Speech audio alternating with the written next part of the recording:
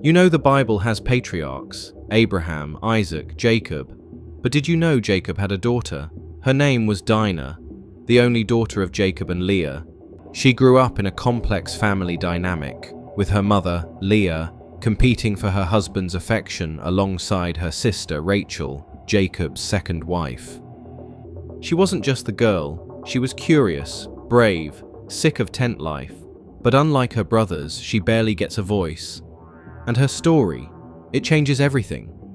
In Genesis 34, Dinah visits the city of Shechem, maybe to meet friends, maybe just for freedom, but then, tragedy.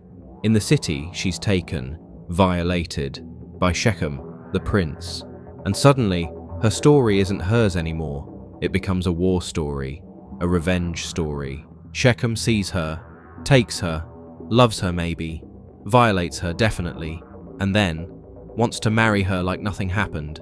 Her brothers, Simeon and Levi, hear the story and decide justice needs a blade. But they don't just kill Shechem. They demand every man in the city be circumcised. 3 days later, when the men are fevered and broken from pain, they strike, they slaughter, they burn, they loot. It's biblical vengeance with surgical precision. And Jacob, the father, he's not outraged at the violence. He's worried about making enemies, about bad press, about tribal politics. Not a word about Dinah, not a word to Dinah. And Dinah, nothing. No voice, no monologue, not even a line of protest or grief. She vanishes from the text like smoke. The Bible does not record her response to the trauma she endured, making her one of the most tragic figures in the Bible. But her silence, it echoes. It becomes the empty space where a girl's story should be. A space that still exists in stories told about women today, talked about, but rarely heard.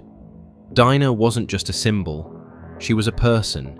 A girl caught between family, power, and patriarchy.